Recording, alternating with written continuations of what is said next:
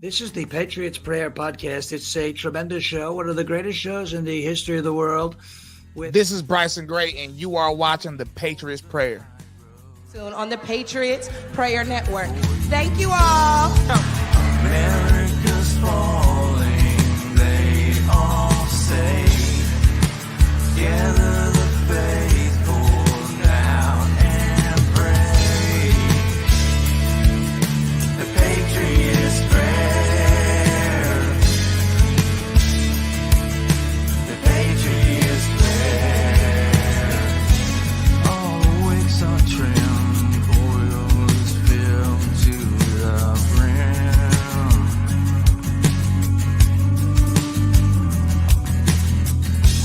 I haven't changed yet somehow. I'm the radical now. America's falling, they all say.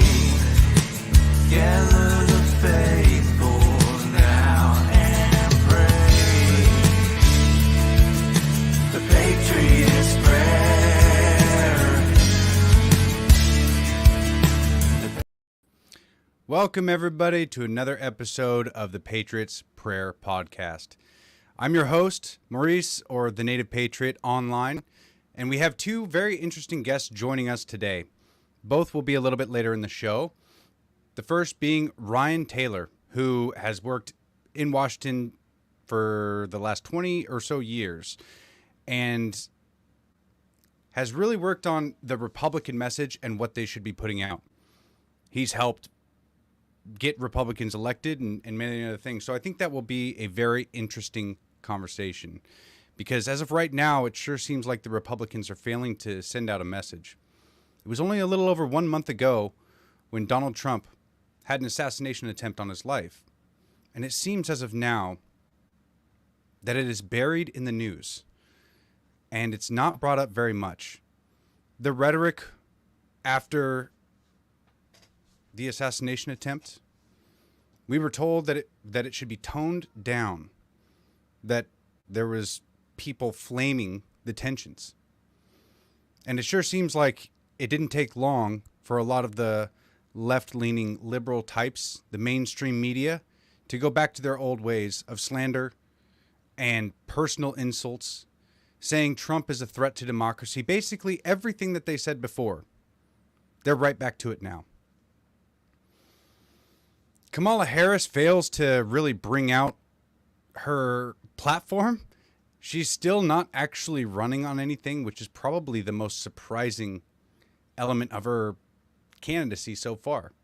She doesn't really have any positions. In fact, I think the only position that she has that has been noted from her is the no tax on tips, which was obviously stolen from Trump. That's actually one of the more funny ones, I should say, as well, because in all reality, if Kamala Harris, didn't want to tax tips, well, she didn't have to vote on it back in 2022. She was the tiebreaker vote to send the IRS after tips. Along with that, it is quite funny to see her actually try to make this a legitimate run to the presidency. As some of you may know, I don't believe that she will be the Democratic nominee facing Trump in November. I could be wrong, but the campaign that she's ran so far, albeit short, is an absolute disaster. She's agreed to a debate with Trump on September 10th, which I don't see how that will be a successful debate for her, since she hasn't been able to actually articulate any of her plans or strategies. If you hadn't noticed, Kamala Harris actually runs what seems to be more on what she's going to do instead of her record, instead of what she's done as Vice President of the United States, as the borders are. She seems to be in the business right now of selling hope instead of saying, I have done this over the past 4 years.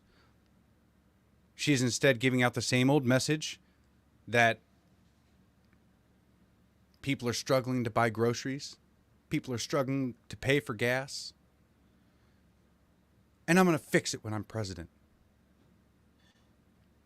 Funny thing is that she's been one of the main contributors into why gas prices are high. Now, we can all say that it was Joe Biden's fault, but in all reality, with her being the vice president and not really having a competent president, she should have been able to take charge. If she was an actual competent leader, she would have been able to take charge and prove herself. And right now, she would be running on her record. She would be saying that over the last 4 years, I've done this. Over the last 4 years, I've secured the border. Over the last 4 years, I've... whatever she decides to do next. Another big strategy from Kamala Harris is to ban guns. Now, this was the same exact rhetoric that she had back in 2019 or 2020, rather, when she was running for president before she got booted out. The same exact line. We're going to ban guns. It's going to make everybody safer. We're going to lower gas prices. We're going to lower grocery prices. No tax on tips. Everything she says is something, everything she's running on right now is something that she could have been doing over the last couple of years. But she hasn't been. No, I think she's taking up Obama's strategy of 2008, and she's selling hope. They say everything wrong with the country right now is because of the MAGA extremists, the far-right zealots. The border's not secure because Donald Trump. We had a bipartisan border bill and Donald Trump told his lackeys to stop that bill. In all reality, that bill itself would have just furthered, or at least put more money into allowing more people to come into the country. It wouldn't have changed the amount of terrorists coming in or the amount of illegals in general. No, it would have just helped facilitate the process and get them in smoother. More of our tax dollars would be spent on getting them groceries, paying for their travel, or their cell phones, or their hotel stays. No, a lot of the money that is being given to them right now, that's all coming from us. And it is actually incredibly astonishing that the media is doing their best to cover for her. Again, I don't see how she is actually a legitimate candidate moving forward, especially with Tim Walz. The entire stolen valor debacle that he's found himself in, that he put himself in this situation. He knows that he wasn't a command sergeant major. He actually gave up his rank to retire because he didn't finish exactly what he needed to do in order to earn his rank. And he knows that. There's a ton of evidence of him saying command sergeant major and saying that, you know, we're going to ban weapons of war that I carried in war when he never was in combat. And believe me, I would be surprised if he would have been carrying an AR-15, which is generally what they're talking about. And I'm getting word that he's actually linked to the Muslim Brotherhood as well. Now, I have seen some fairly interesting links that they have found, although I'm not as educated on it as I should be because I don't see them as legitimate candidates. I'm sure that they have a lot of dirt on them. Tim Walz spent a lot of time being buddy-buddy with the communist. Was it Tim Walz? I believe it was. Being buddy-buddy with the communists back in the 90s. But, man, it gets extremely exhausting every single day. Coming out, bashing Kamala Harris, and bashing Tim Walz. And it kind of feels like I'm beating a drum to nobody here because it seems that everybody who is supporting Kamala Harris, there's a very small chance that they would actually listen to someone like me. Even though I desperately try to reach out to them and get them to listen or at least have a conversation. Some random chick says she was never legitimate. She received no actual votes. Yeah, that's true. They kind of swapped her out at the last second. That's another thing with the Democrats, at how I see at one of Kamala Harris's latest rallies, they were saying, this is what democracy looks like. They were chanting that over and over again. And it's surprising because it's been many years since the Democrats have actually been able to legitimately choose their nominee. In 2016, they pushed out Bernie. In 2020, all of the Democrat nominees basically colluded to get Biden all of the delegates. And in 2024, it was supposed to be Biden. And then the last moment, he was swapped out with Kamala Harris. So it's really interesting that that was their line of choice. This is what democracy looks like. Although I don't know how many of them actually knows what that means or what they're chanting for. Oof. Eddie says he lived in China for over a year and says he loves China and he speaks Chinese. Okay, so that's Tim Waltz.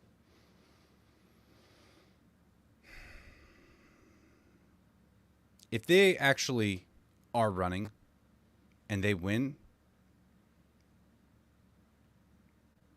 I don't see how we would be able to call this country America anymore. We're already so disconnected from our roots. I kind of expressed it a little bit today in a couple of tweets that I had put out. In that the politicians, as much as this consumes our lives, and especially the ones who are politically active, Eddie and I and all the hosts on the Patriots Prayer, we spend a lot of time reading the news, watching the news, listening to independent journalists, trying to figure out exactly what's going on. And so that kind of feels like that's our world as of right now. And right now it's consumed with the election coming up. But one thing I kind of wanted to stress today was that the politicians, regardless of if Trump wins in November, our country won't be saved. We'll just have an easier time, or more likely we'll have an easier time in getting our rights back, having the government recognize them again. In Washington State, I'll just give you an example. Okay. With the Second Amendment, obviously everybody knows it. In Washington State, we have Article 1, Section 24 in the Washington State Constitution that says the right of the individual citizen to keep and bear arms in defense of himself or the state shall not be impaired. Yet, they have banned 50 different kinds of rifles in Washington State. You are not allowed to carry a magazine that has over 10 rounds in it because they call it high capacity. Now, just those two things alone, I would say that that's an impairment. I actually went to go get a gun the other day, sent to me by Harvey's Pistol and Pawn. I'm going to give you a big shout out once I get it, but thank you for that. If you guys don't know that account, he is on X. I believe it's... I'll check into that here in a moment.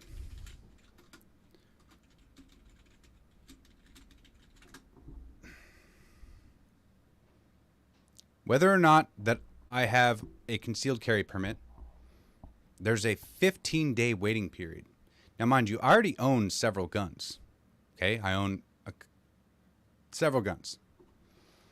I'm sure you guys have seen some of them in the pictures that I post online. So I already have access to all these guns.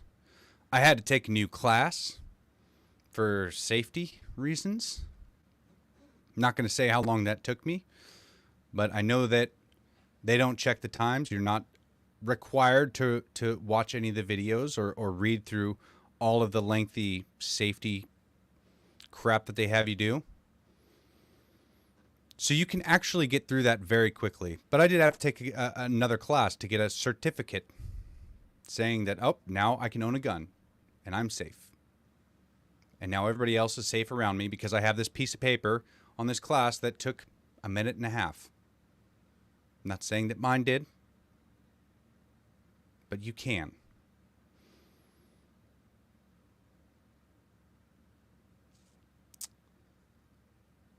"15-day waiting period." Now, to me, that seems like an impairment.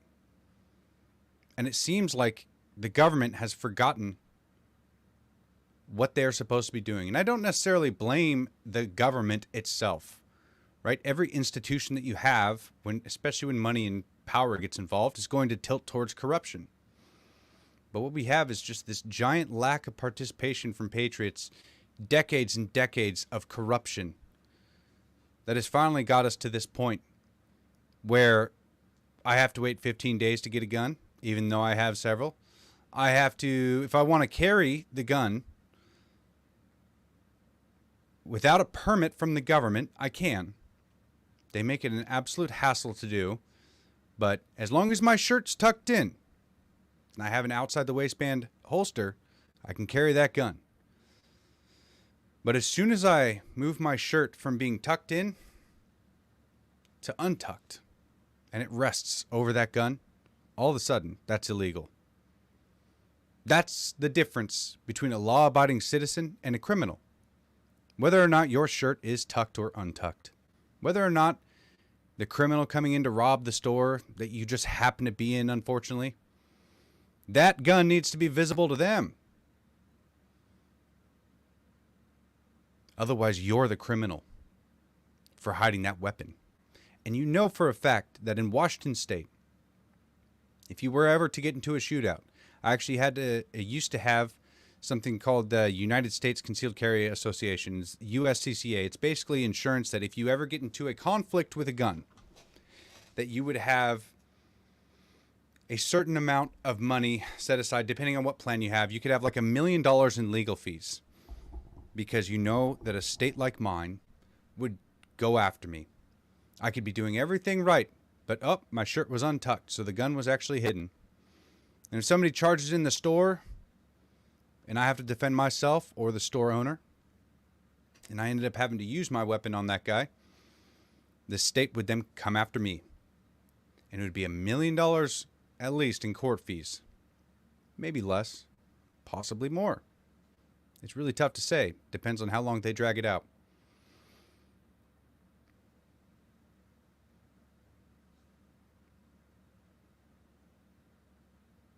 We've kind of forgotten that right to defend myself is granted from God.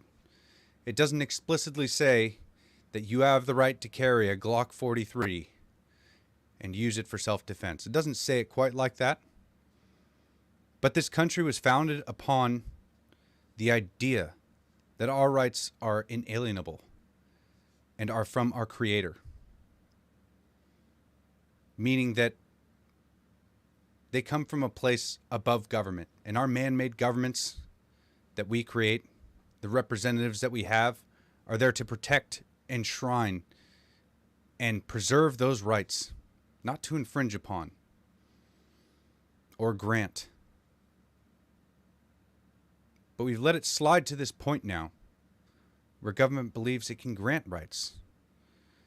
That I, as a Washington State citizen, have to apply to the government for a concealed carry permit so I can have my shirt untucked, or I can wear a jacket if I'm carrying a weapon, or being able to carry it in a car. That's another one of those dumb rules, because if you get into a car, if you have an open carry holster and you don't have your concealed permit, if you hop into your car and drive off, that is now considered a concealed weapon, and you can be pulled over and charged. Now, what you have to do, actually, is at the back of your vehicle, you have to unload the weapon. You have to separate the bullets from the pistol itself, lock them up, or put the bullets in the trunk, the pistol in the front seat, and then you can get in your car. That's the legal way to do it.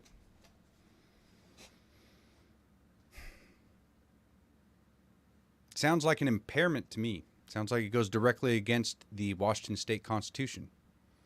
It sounds like we forgot that our rights are inherent and that government is supposed to recognize them. Government has gotten into the business of infringing on all our rights.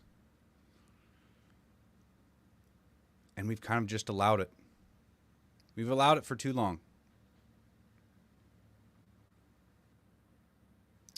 Auntie says, Satan picks the world leaders. We see this in how he offered all the kingdoms of the world to Jesus if he bowed down to him.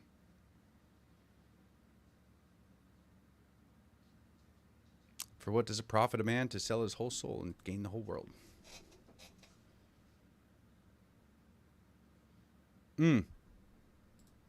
Auntie, I would like to say that we absolutely have God-given rights. They are inherent because we exist.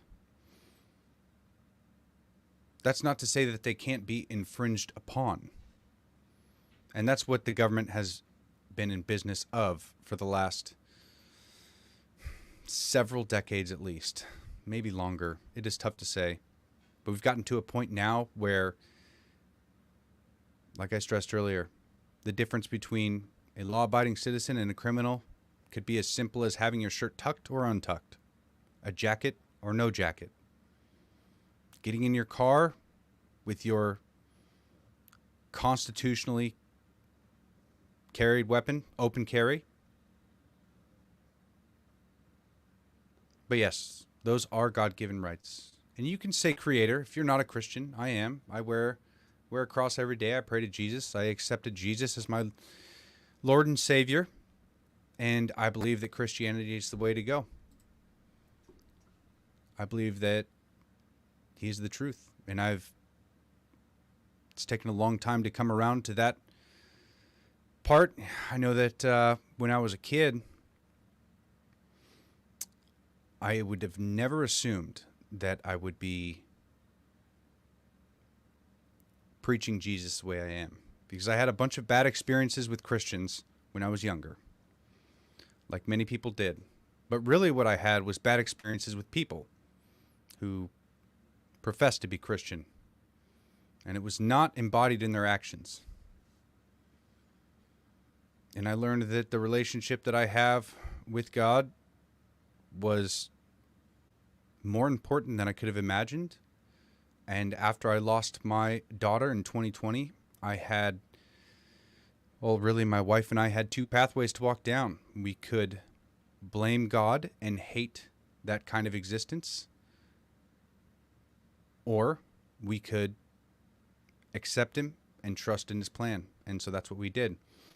The guest that we have has just popped in. Her name is Ann Funder. You guys might recognize her from the speech at the RNC that she gave. I'm going to play a little clip of it right before she joins in, so that way you guys can get a little introduction to her. But she is actually joining the Patriots Prayer and making a podcast, so this is going to be really fun.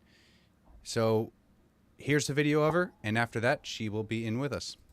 My family and I were living in Southern California when President Biden took office and opened our borders. My Weston was 15. He was an amazing big brother to his 3 younger siblings. Weston attended church twice a week, played football and hockey, and he loved to surf. He had a big heart, and he lived to make people laugh. He had so many good friends. And I was always vigilant to be the best mother that I could be. I was room mom, school ambassador, and I attended all of his sports.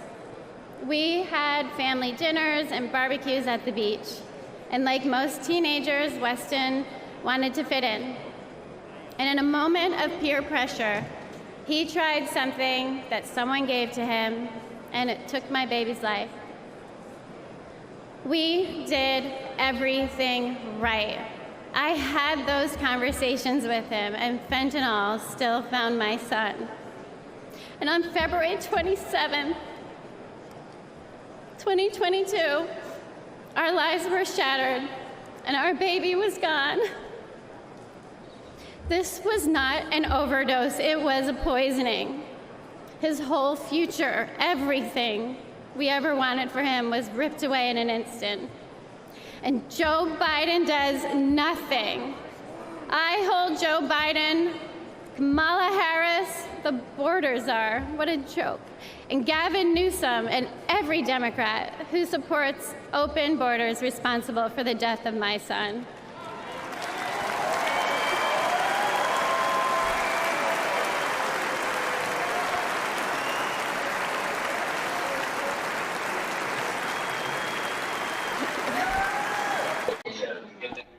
Anne, that was an absolutely beautiful speech, and I think you did a phenomenal job with it. I know that you are at the gala right now. I don't think we've been formally introduced, though. My name is Maurice, so it's nice to meet you.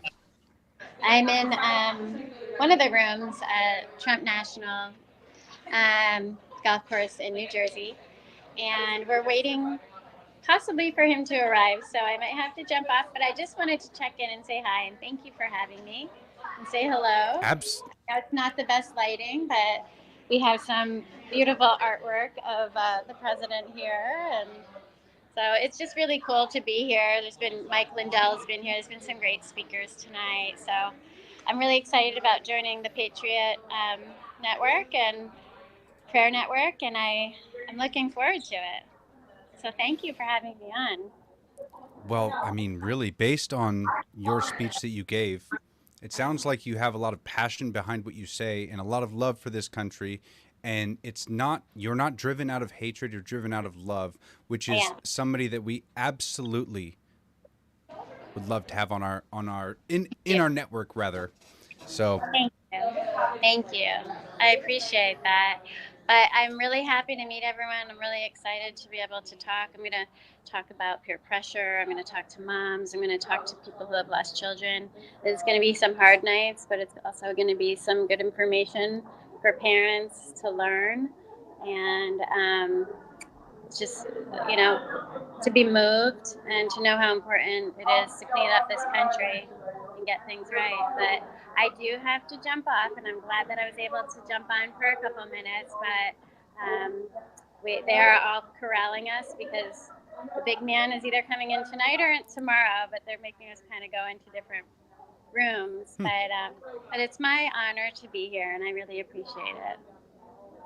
Thank you a lot, Anne. And I really hope that everybody can tune into your podcast when that starts. So I think that you will create a beautiful environment for anybody who tunes into it. So thank you again, Anne, for joining us. Thank you so much. Thank you. Have a good night. Have a good night, Anne. Perfect. So you guys, she is a very, very well-spoken patriot.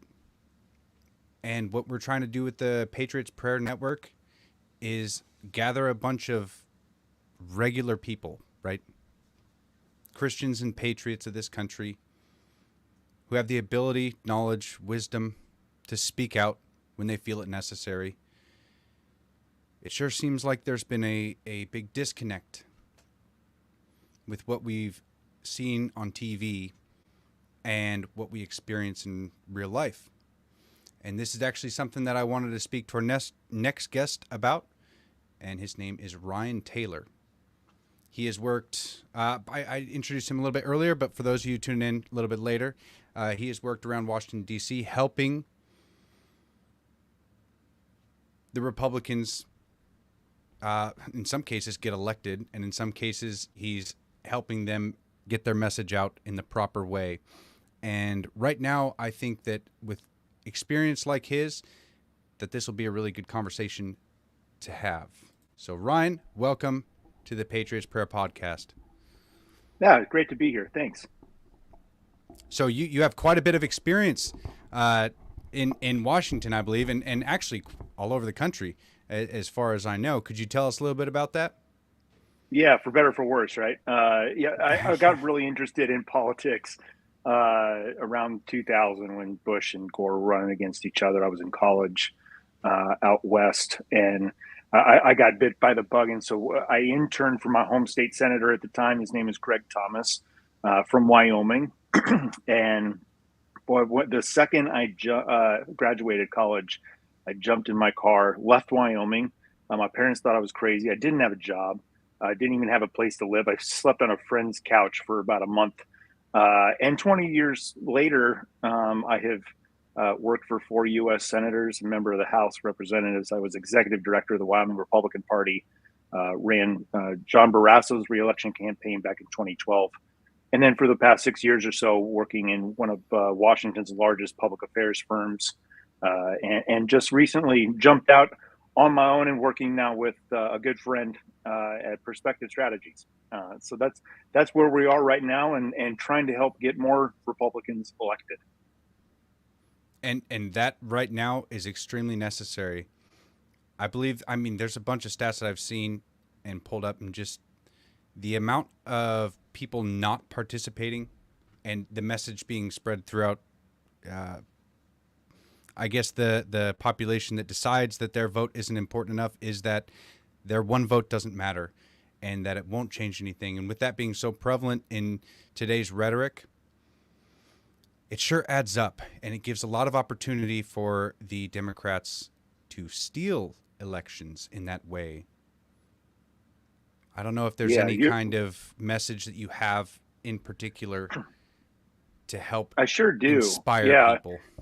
Yeah, here let me lay it out for you this way. In 5 key swing states right now, Michigan, Wisconsin, Pennsylvania, for instance, in those 5 states, there are 1.7 million gun owners and hunters who are not registered to vote. If you get out 5% of that, Donald Trump is the next president of the United States. Republicans keep the House and take back the Senate. This is simple math, folks. And in a time where I believe that there are still swing voters in this country, certainly, but that group of people to swing elections one way or the other, that's getting smaller and smaller. And what this becomes is a turnout game. And we have got to get people like us who feel like the last 4 years have been kind of abysmal in terms of the economy, high inflation, open borders, that we've got to make America feel like home again. And for us to do that, we have got to help get our friends and our families to understand that their vote really does matter. And it's an extrapolation game. You go to the polls, you take an hour out of your day, and you take a friend with you. And if your other friend does that with another person, you can see how the snowball effect starts. An avalanche starts with a snowball. And so we've got to do that in order to make this thing too big to rig. Yeah, I think one of the most common issues, at least that I had growing up, and I know a lot of people who shared this, is that in the household, around family, you're not supposed to talk about politics or religion. And I think that has a big issue later in life in people not being able to talk about politics or feeling incredibly uncomfortable, but they will support it online. For example, I have a couple members of my family that are very left-leaning, but refuse to speak to anything about politics with me. But they adore my family. They adore, they come over for Thanksgiving, and they come over for birthday parties, and love the environment that we've created. But they do not wish to talk to us about politics in any way. And there's a disconnect, saying that, obviously I'm going to vote for Trump, and it's very clear around my house. But they don't see me as like the Trump voter, right? They see me as like family and friend. And yeah, in all reality, it's like, well, that's the overwhelming majority of Trump voters. That's what they are. It's just regular people. This division and hatred is just, it's one of caricatures built up in people's heads and painted by media and all these things to demonize the other. And it seems that the media and the Democrats have actually done a phenomenal job in inspiring young people in particular to vote and to actually get active. It's like they've been offering that kind of a mission, right, to them, saying, we're going to be able to save this country as long as we can vote. It's for social justice or for, against racism, whatever message that they put out. But it sure feels like the Republicans for a long time have been missing that kind of a message, that mission to give to people. And we're at the point in history where that message needs to be something like Save America. Because if we continue on this path, we're $35 trillion in debt. There's been 18 plus million illegals let in the past couple of years. And we are not going to have a country if we continue on this path. And that message, I believe, needs to be something along those lines, that we need to save America, and the first way that we can do it, and as your civic duty, it is at the ballot box. It is a very easy thing to do. You can, in most states, you can register online. You can get your family members registered online. And that needs to be kind of a mission for a lot of people, because, like you said, there's a lot of gun owners out there that definitely aren't going to let their guns be taken away, but it is going to be a lot more difficult to battle this, if not at the ballot box. Yeah, you hit the nail on the head here. The one place where we can truly make a difference, if we want to protect our way of life, protect our freedoms, is at the ballot box. It's what our founding fathers designed it to be. And we are, it is a sad state of affairs when we've got 1.7 million unregistered gun owners and hunters in 5 states, who, most likely identify with what you and I think are the right political way to do. There's to very, have very government. few Tim Waltzes out there. Yeah, right. Exactly. I'm sure there are, and that's fine. But if we could get 5 to 10% of those people, we would start winning. And think about this, not just at the federal level, but all of the local decisions that are impacting our communities, from school boards, city councils, all across this country, that, especially since COVID, have gone wackadoodle in the past 4 years. We can take back our communities if we just get out there and vote. It's really simple. Yeah. I'm kind of starting to believe that we're in the position that we're in because of a simple lack of participation. That a lot of people have just been, and I mean, I get it. Everybody has busy lives, especially in today's world. We have all the news. We got people like to watch football. They like to watch NASCAR. They like to watch, whatever it is on TV. Yeah. And if they had just spent some time participating in their community and deciding that voting does work, that's one of the things that people really misunderstand, is like, just believing that voting doesn't work. But it's the fact that we haven't been participating in these elections in the rates that we should or could, that we've gone down this road, that my state, Washington State, has gone way lefty. It's because half the Republicans here don't even vote. Every year, so we have an incredibly low turnout election. The Republican turnout for the primary was like 40%. It's disastrous. Yeah. And that's just of the ones registered. So not only is it important to get people to register, but it is actually important to plan on election day to get them to go in. And we can make this a lot easier. One of the things that conservatives have really been lacking is an infrastructure or network, rather, to be able to get a message like this out. That you say, if you take it upon yourself to get 2-3 people registered to vote, and then you take them to the booth on election day, if we do that en masse, we can win, or we will. We can win. Rather, we have the numbers, and it doesn't even have to be on election day. Lots of states have early voting, mail-in ballots.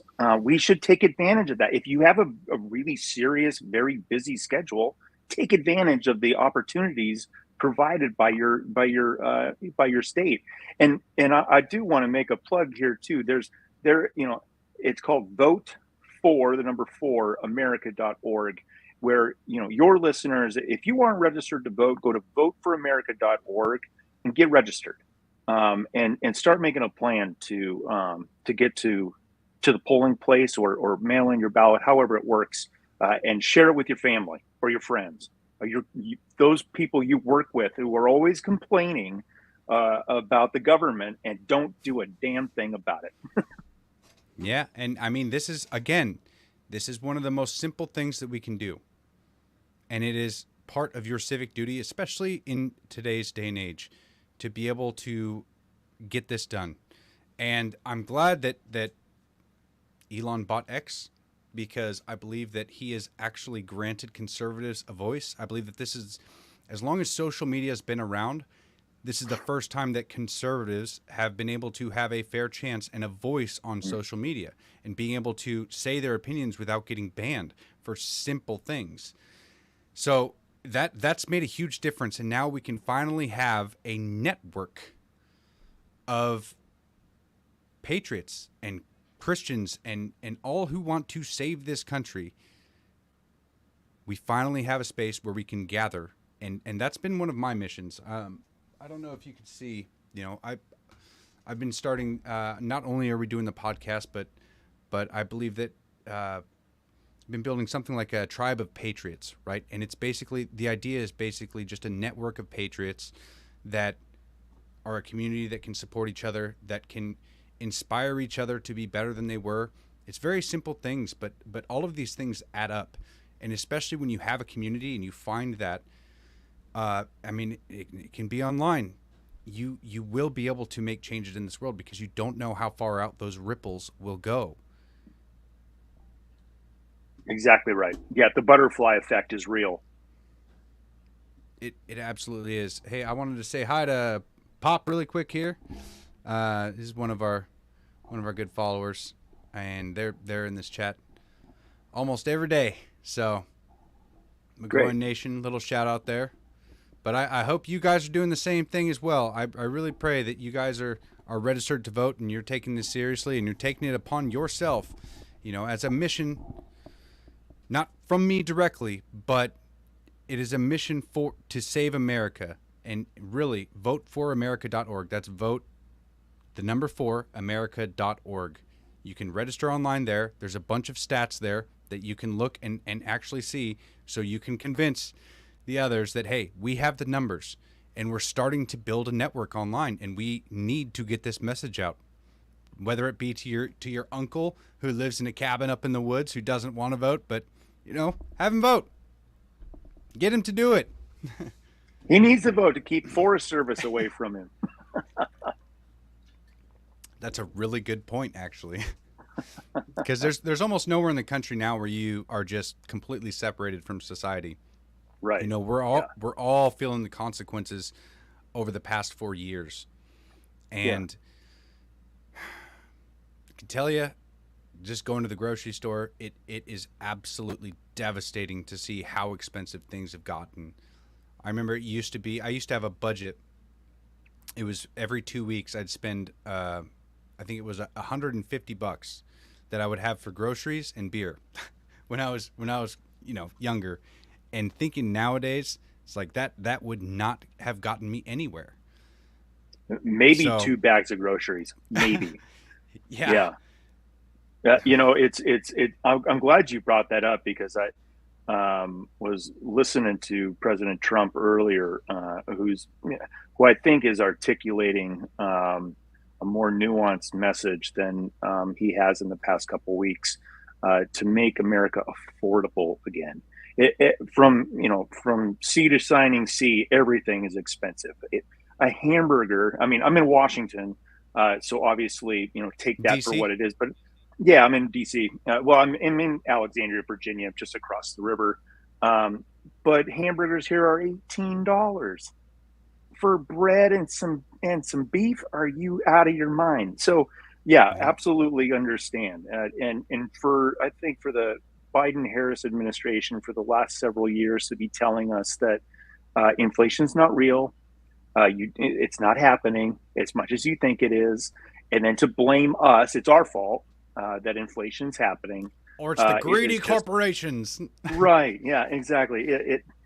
I'm really pleased to see President Trump starting to make that pivot, and because I think that is a message that is going to ring very, very true for just tens of millions of Americans. Yeah, and he actually has a solution. I think that's probably the most important Right. part is lowering the cost of energy is going to help lower everything else. Yep. And for some reason, I feel like that used to be a basic understanding, and I'm not exactly sure why that disappeared. It could just be the narrative pumped out by the media constantly.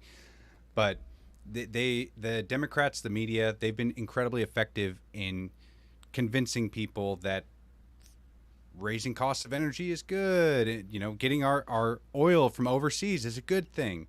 And I don't know how that's become popular, but I guess there's a lot of things that I have a difficult time understanding when it comes to the left and the Democrats in general. But that message that he's putting out, make America affordable again, I mean, that's brilliant. And Yeah.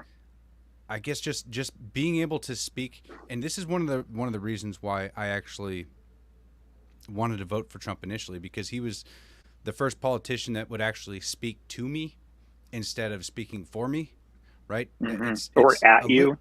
Yes, at especially. And we've become so tribal that actually the Democrat nominee in Washington state, his name is Bob Ferguson.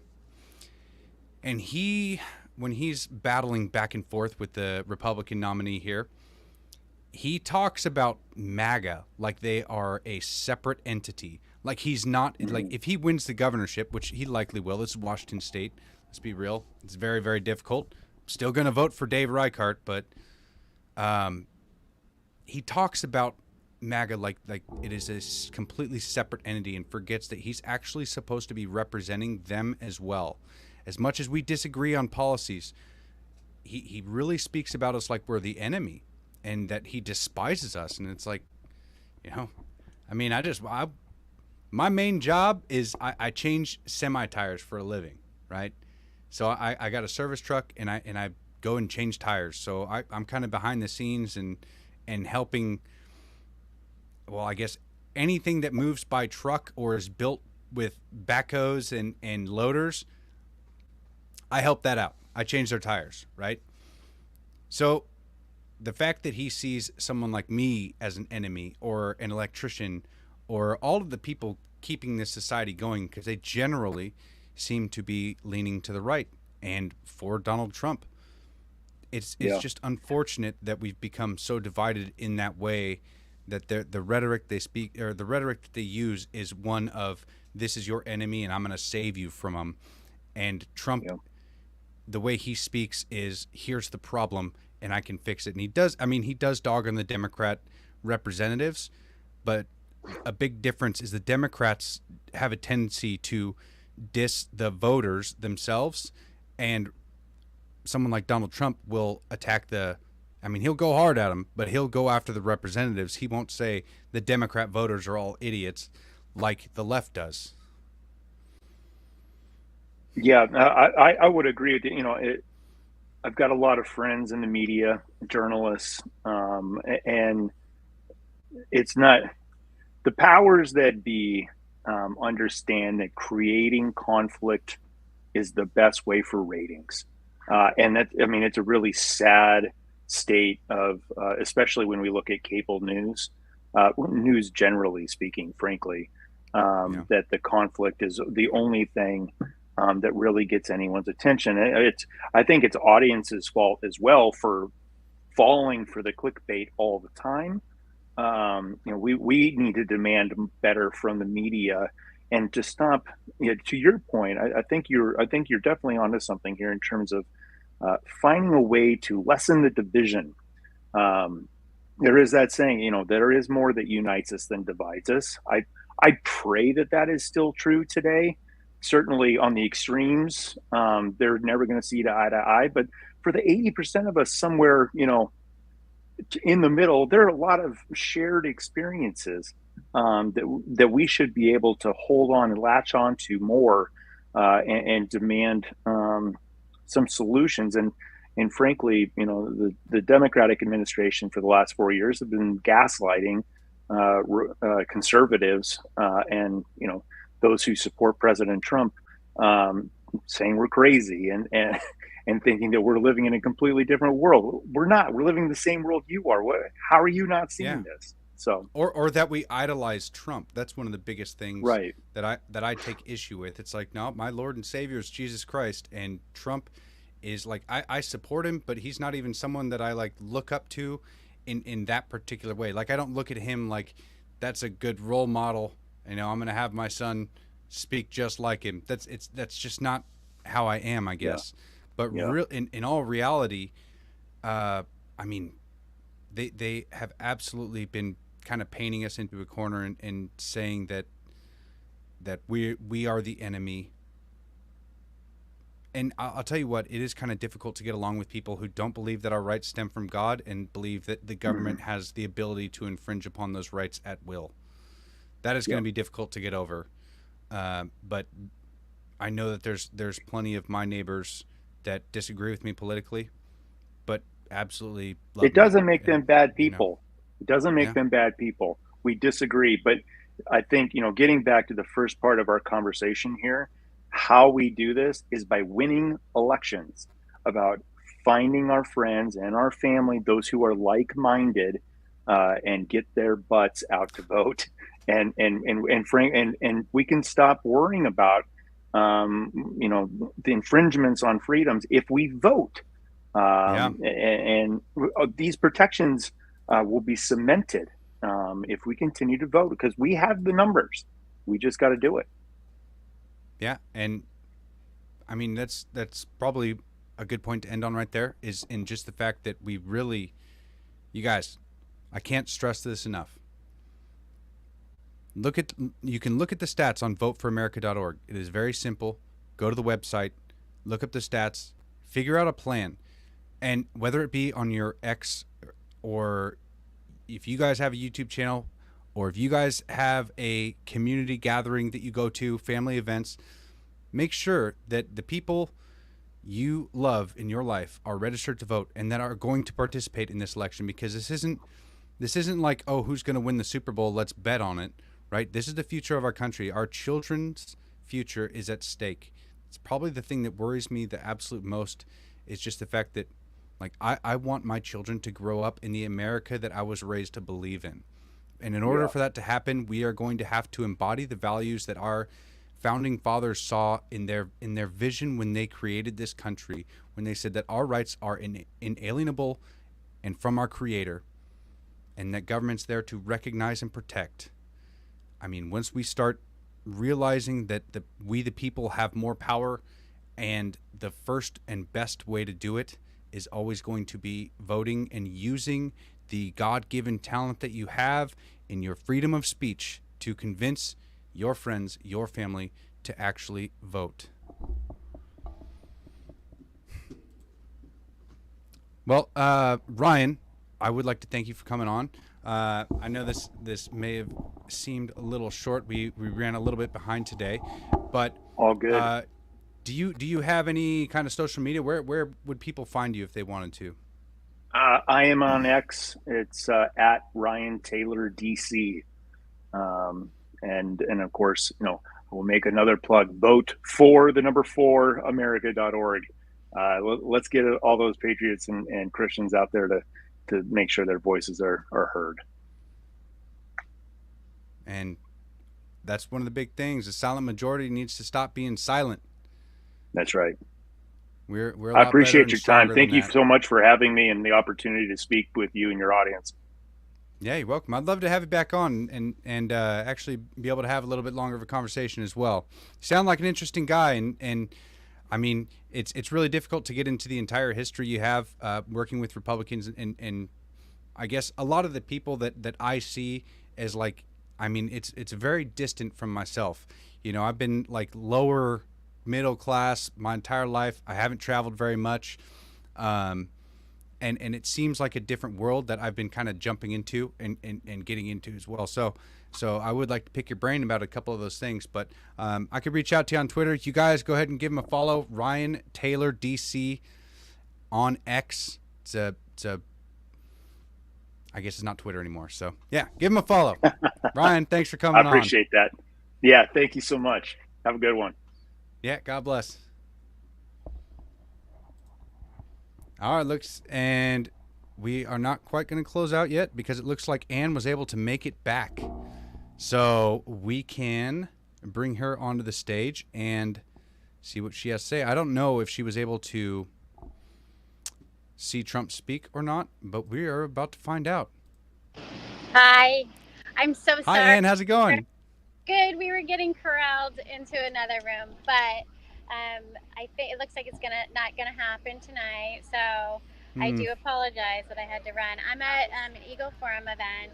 It's for it's in New Jersey. It's a lot of people traveled all across the country, and it's just an event advocacy for Donald Trump and it's just a really awesome event that we've been talking about. It's been honoring a woman named Phyllis, and she did a lot for women, revering women as being great moms, and it was just a really nice event. So Moms for Liberty is here. There's a bunch of people here. It's been a really nice event tonight. Are you associated with Moms for Liberty in any way, or Yeah. do you know a lot of the? Okay, because I was actually just speaking to a couple of the ladies representing up here in Washington State this weekend. I should reach out to them and get a little bit more info on it because I haven't been able to dig too much into the group. But I mean, one of the most surprising things that I think I see in today is how the right actually does support women, and it's funny to see the narrative painted against a group like Moms for Liberty, or I mean just against right-wingers in general, in that they hate women, they want them barefoot pregnant in the kitchen. And I can tell you what, there was a couple months there where my wife was barefoot pregnant in the kitchen. Yeah. But I do everything in my power to support her, to lift her up, and I mean realistically we're the only ones creating more women. Right, we're not aborting our kids or sterilizing them or having their genitals mutilated because they believe that they're the opposite sex. I mean, this is something that we believe in family and God and getting married and having children, raising a family and things like that. So I would like to hear a little bit about how long is that event going on down there? So it's a forum. So tomorrow I'll be on the forum with Moms for Liberty. Okay, perfect. So yeah, I will be talking about things that are happening in schools, advocating for education and parental rights, controlling their education and what goes on in the schools and in the bathrooms and everything else that goes on with these crazy schools these days. So I'll be on a forum talking about that.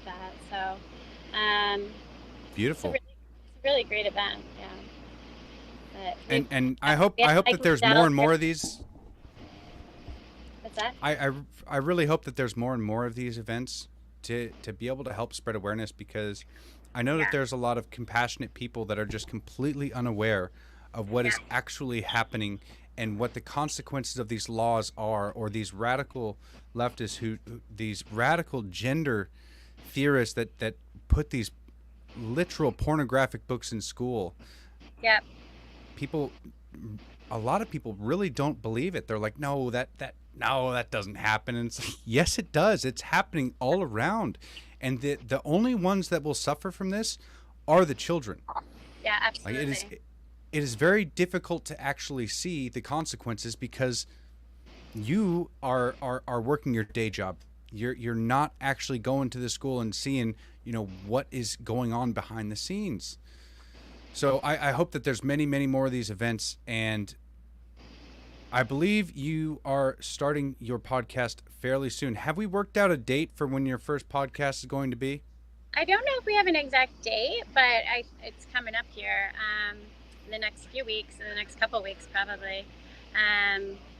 If not next week, probably the week after. So maybe right around Labor Day, we'll be starting it. Well, that's perfect. I'm excited.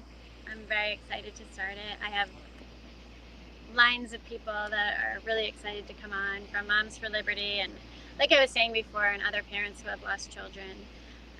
So it'll be some of the conversations will be hard, but it's also important that we know what's going on. So, and that people are aware of what's going on because of these crazy open borders that Kamala Harris has done zero about, as the borders are, or the point of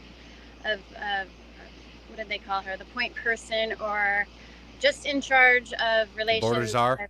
Yeah. That's what I say, but she's saying no. So I really don't care what you call her. She was in charge of the border, and she failed. It was Biden's words, not ours.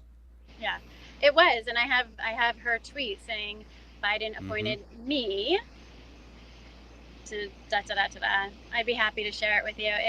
It was to relations with basically South America, and to deal with the problems at the border was the tweet, and her tweet said it all. So call it what you like. That was her job. She had one job and she failed. And my son is not here because of that. Because if my son had just, taken a Percocet, he would be here right now. But he didn't. He took something that was not even a pharmaceutical pill that looked like a pill. It was light blue. It had the stamps on it.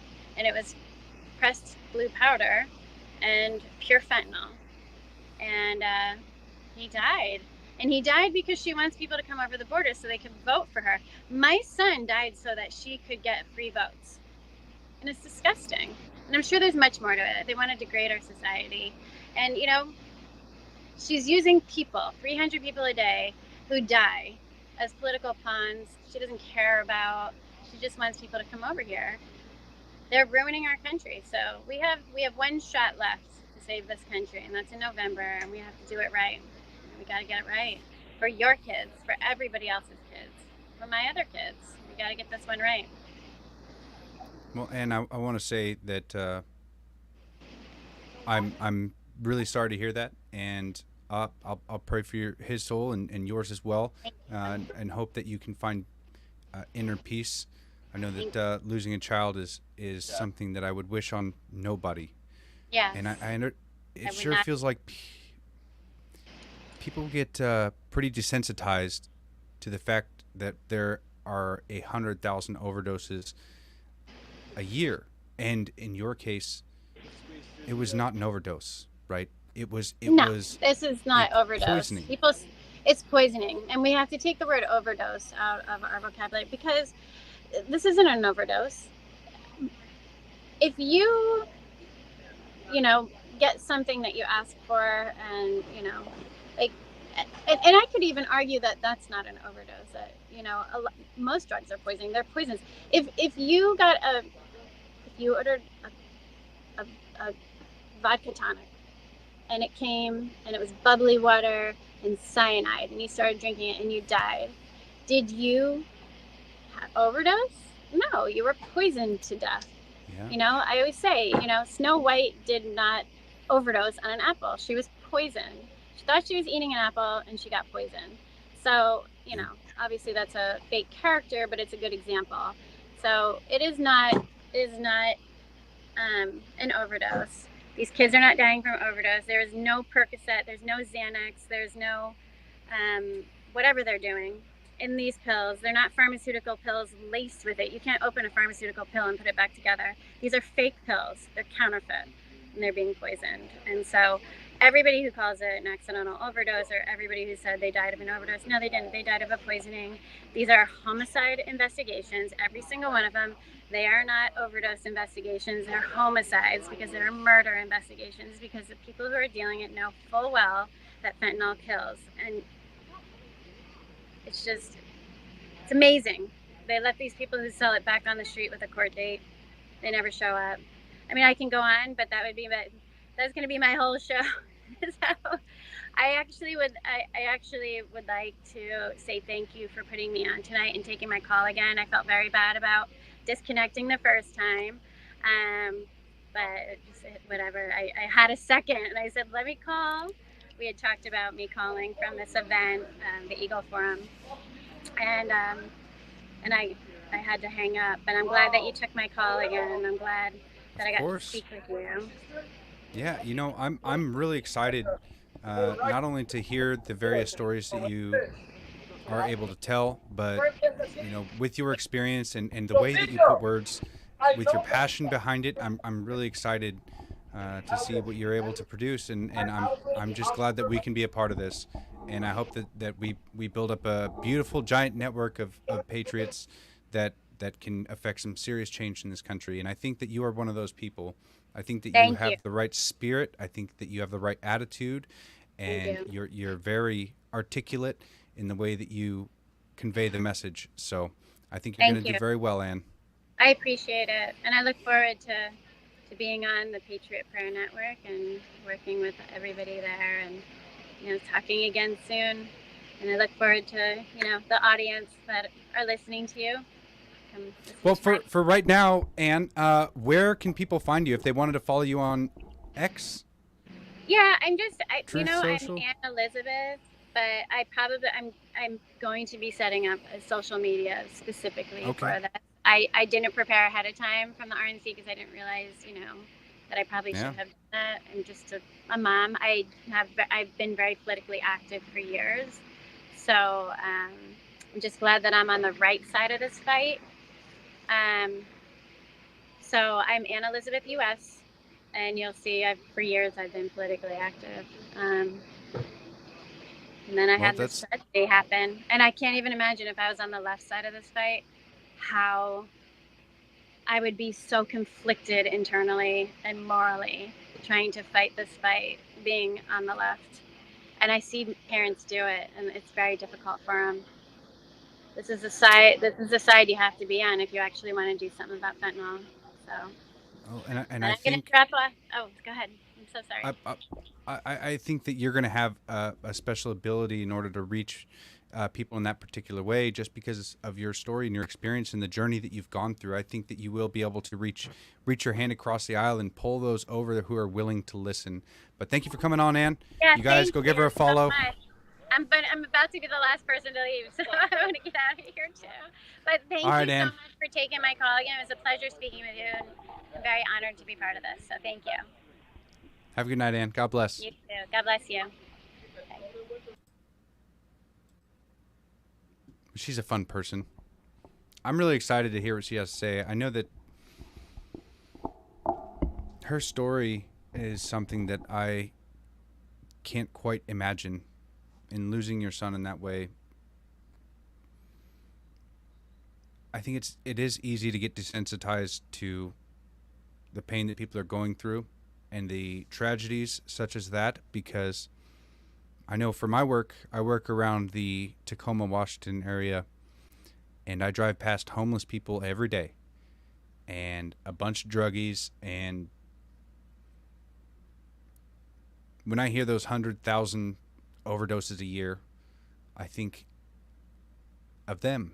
That's the first thing that comes to my mind, is a lot of them are dying, a lot of them are overdosing, and a lot of them put themselves in that situation. But the story that isn't told very often is how people will lose their kids who try a drug for the first time or are handed a bad pill, and that is just an absolute tragedy. There are so many people in this world alive right now that have tried drugs before when they were a kid, in your teens. And it is incredibly sad that now it is very prevalent that those children are poisoned, and they are being intentionally poisoned by the ones intentionally letting this happen. The open border policies, the funneling in of terrorists, the drug cartels down in Mexico now controlling the border, basically. They are allowing in this fentanyl. They are allowing in these drugs. They are allowing women and children across the border to be trafficked into known sex slave rings. They pay for their phone. They give them food. They pay for their travel. They pay for their stay. And when I say they, I mean us. And then we have consequences like Laken Riley and Ann's son. And I mean, there's thousands more examples. Of course, I don't know them all off the top of my head, but it is just very sad. And I think Ann's going to do really good. I think that she has a knack for this. I think that she's going to be able to reach people's hearts. And a lot of the people on the left right now, I know a lot of them are questioning what's going on and why it's become so tribal, and why I just hope a lot of the left knows a Republican or knows a MAGA voter or knows a conservative, a Christian, and they can kind of piece that together, saying that, like, well, he's not like what they paint on TV, so maybe there's a lot more of them like that.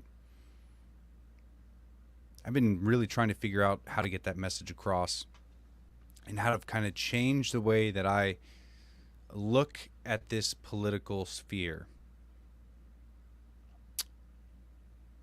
A lot of what I say on X has been being consumed by our national politics and the responsibility to vote.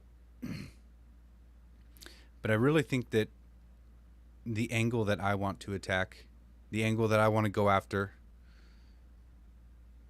is the responsibility that we the people have to each other, to ourselves, and which will inevitably end up helping fix the country. I still believe that politicians will generally only treat the symptoms, and that fixing this country falls on us. And similar to the events back in 1775, when the Founding Fathers were knowing that they were going to go to war, knowing that they were going to declare independence, they made an appeal to heaven, and that they wished that they could get help from God, or get inspiration from him, get direction from him, and earn his trust. And I think that we're kind of in that moment right now where we need to appeal to heaven, and we need to embody the values that we wish to see in this world, because we won't achieve it just by voting Trump. It has to come from the work that you put in. It has to be our society changing the habits of worshiping these false idols of rappers and Hollywood actors, NFL stars, things like that, putting those people up on such a high pedestal and allowing our society to fall apart by fathers not marrying mothers, by women wanting to abort their children because the father doesn't want to help the child and the woman. Since they're not bound by marriage, since they're not bound by anything really, apart from that one night stand that they had. The government's solution to fix the problem was to get rid of the consequences instead of having the man step up, marry the woman, and do what's right. It's going to come from us. That's the only way this country is going to get fixed. And I think that's kind of the angle that I really want to approach. I was starting to feel like on X that I was beginning to follow a trend of a lot of the bigger accounts on there that I do interact with, trying to figure out the app. What is going to help me get my message out? What's going to be successful? And like Ryan was saying earlier, and I'm sure many of you know, what drives clicks on the media and on X is rage bait, is clickbait. That's what drives X. That's why people like Harry Sisson are so popular, even though they say that just the dumbest things. But they get a lot of interactions because they're able to get a rise out of you. And there will be times where I'll be a little provocative. There's going to be times where I'm going to call people out for what they're doing. But I'm going to do everything in my power to be as truthful as I can. Because right now, the empire that they have built in this country, the narrative that they're pushing is one empire built of sand. And if I know that I walk by the river of truth, that eventually we will erode that empire down. But I have to be as truthful as I can. And I hope you guys are too. And I hope you guys are able to participate less in the rage bait, in the clickbait, and the what do you notice kind of posts. And I hope together in this tribe of patriots, in the Patriots prayer community, I hope that we can really make a difference for this country and for our children and for their children. We have a long ways to go, and we're not going to do it without a community. We're not going to be able to do it without a network, without taking it upon yourself to be the difference and to embody the values that you wish to see in this world. So if you guys can, please share this podcast. Please spread the word. Please subscribe to us on Rumble. That would make a huge difference. Also, this Saturday at 5 p.m., we are going to be at the Old State Saloon in Eagle, Idaho, having the Red Pill Palooza event. We are going to have speakers. Adam, the lectern leader on X, he's going to be there. We're going to have Dan Nunn. We are going to have Michaela Montgomery. We are going to have Eddie, of course, is going to be there. I'm going to be there. Lady Patriot is going to be there. It's going to be great. We're going to have a wonderful time down in Idaho. I think it's going to be great. So again, please follow us on Rumble. If you are watching on X, please hop over to Rumble, the Patriots Prayer. Give us a sub or follow me on X. Subscribe on X. Either way. I'll answer one more question before I get out of here. Who is this space? Who in this space is going to sign up for TrumpForce47.com and actually do something to help turn out besides talking on Twitter every night? Well, that's a good question. I don't know what that is, Force47.com, but Precinct Strategy 2 to get common sense election laws. Sounds like he's getting his message out. That's a beautiful message, guys. And a little demeaning, but, you know, sometimes it needs to be heard. This would be Pacific Standard Time, Pops. So, at least I think it will be. I don't think Idaho has a different time zone. I'm going to go with, I don't know. Maybe it does change times. I think it's an hour. So, yeah, Mountain Time. Interesting.